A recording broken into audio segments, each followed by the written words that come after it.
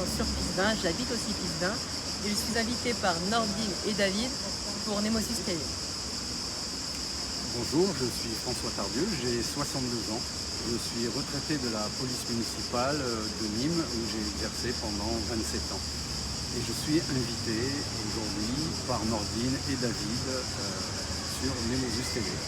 Bonjour, bienvenue pour ce nouvel opus de Focus, votre chronique politique sur Nemosus TV. Aujourd'hui, nous avons la chance et le plaisir d'accueillir François Tardieu, un des deux chefs de file pour la France Insoumise LFI lors des prochaines élections municipales à Nîmes de mars 2026. Alors François, peux-tu en quelques mots te présenter s'il te plaît? D'abord bonjour et merci de votre accueil. Je m'appelle François Tardieu, comme tu l'as déjà précisé. Je suis chef de file avec Laïla Tahamali pour coordonner toute la première partie de la campagne pour les municipales. Et j'ai 62 ans, je suis retraité de la police municipale de Nîmes, où j'ai exercé pendant 27 ans.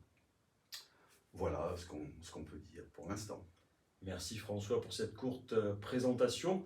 Est-ce que tu pourrais nous en dire un peu plus par rapport à la triste et tragique actualité nîmoise de ces dernières semaines? Aujourd'hui, nous sommes le vendredi 25 juillet 2025 et malheureusement, ces derniers jours, ces dernières semaines, il y a eu de nombreuses fusillades dans les quartiers populaires. Quel est ton avis malheureusement par rapport à cette très triste actualité? Oui, c'est très triste et vraiment c'est complètement... c'est désespérant de voir de tels états de gosses, hein, parce qu'il s'agit de gosses qui se sont fait tuer encore. Une terreur aussi bien sur le quartier du Mas-de-Main que sur le quartier Pisevin. Les gens sont terrorisés, les commerces sont terrorisés. Et tout ça n'est pas du tout le fruit du hasard. 40 ans de laisser aller, d'abandon des quartiers à tous les niveaux, avec manque d'encadrants pour les jeunes et pour les enfants, manque d'activités culturelles, asséchage des financements associatifs un peu plus chaque année.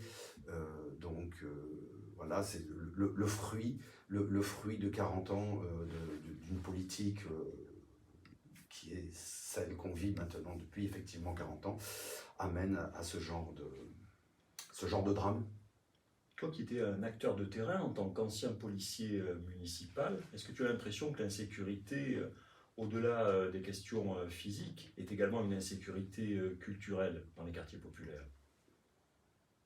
Alors, elle n'est pas que dans les quartiers populaires, mais effectivement, l'insécurité est de plus en plus pesante pour le commun des mortels, pour tous ceux qui vivent dans ces quartiers, et même en dehors des quartiers. Moi, j'entends des gens qui jusqu'à maintenant n'avaient pas peur, et qu'aujourd'hui, disent quand je dois aller d'un point A à un point B, il y a des zones que j'évite, je contourne, quoi. On en est là. Et je pense que la politique, alors là c'est pareil, la politique sécuritaire dont on atteint l'apogée avec Retailleau actuellement, est une politique qui a montré qu'elle n'était efficace en rien, parce qu'on a depuis, pour ne parler que de la période des 25 années Fournier, on n'a fait que renforcer les caméras qui coûtent un bras et leur entretien le deuxième. Donc tu penses que la vidéoprotection serait plutôt de la vidéosurveillance et serait inutile? C'est ce que tu veux nous dire? En tout cas, apparemment, d'après une étude qui a été commandée par la gendarmerie, le nombre d'affaires élucidées avec ces caméras est assez dérisoire. Je crois qu'elle est autour de 2%. Je ne veux pas dire de bêtises, je n'ai pas le chiffre en tête.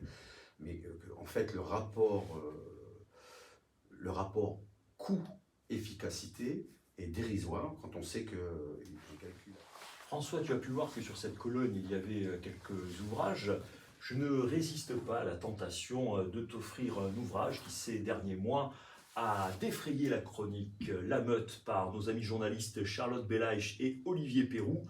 Est-ce que tu peux, s'il te plaît, François, nous dire un mot sur La Meute que je t'offre si tu ne l'as pas déjà lu? Alors, merci pour cette question. En Je t'en un prie. mot, ça va être très, très, très court, lamentable. Voilà. C'est un tissu de mensonges. Ça n'a pas de nom. Et en fait, pour nous, c'est un non-événement qui a d'ailleurs été très peu lu et encore moins acheté par les Insoumis. Parce que pour nous, ça ne correspond à rien. Par contre, la chose qui nous a bien plu, c'est que la sortie de ce livre et toute la publicité qui en a été faite, dans les 2 semaines qui ont suivi, Mélenchon, sur un sondage de projection sur les présidentielles, avait pris 2 points, il était à 15%, il était en tête à gauche et surtout il était au 2e tour. Donc on les a invités à continuer à parler de leur saloperie, parce qu'en fait les gens ne sont pas totalement idiots, les gens aujourd'hui sont instruits et ont bien compris que ça c'était juste une manœuvre. Voilà, Donc, je ne tu sais veux pas ce dire qu'on pourrait en après faire cet peut-être ouvrage et cette pour enquête, caler un pied de lit. sur la France insoumise. Pardon? Donc tu disais que c'était un tissu de mensonges, je te disais donc tu ne souhaites pas lire cette enquête menée Ah non, par mais 2 journalistes d'investigation connus et reconnus pour leur sérieux et leur travail au long cours. Oui, leur sérieux, bah là sur le coup, effectivement, ils nous prouvent qu'ils sont capables de faire à peu près n'importe quoi. Ils ont interrogé, n'importe quoi. alors déjà ils ont fait des montages piégeants sur la façon d'enquêter. Notamment Emmanuel Bompard a été interrogé sur un certain nombre de sujets où ils ont totalement tronqué ce qu'il a pu leur dire.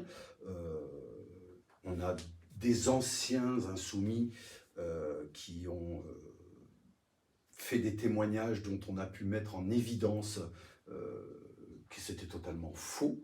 Hein, je pense notamment, j'oublie son nom, cette avocate là, qui disait qu'elle n'a jamais entendu Mélenchon s'intéresser à la Palestine depuis 30 ans qu'elle militait. Bon, on avait un document qui datait de plus de 20 ans. On la voit dans une réunion où il est en train justement déjà d'être à la défense des Palestiniens. Et c'est tout comme ça, donc c'est vraiment sans intérêt. Et donc si toi tu avais un ouvrage à conseiller à nos téléspectateurs?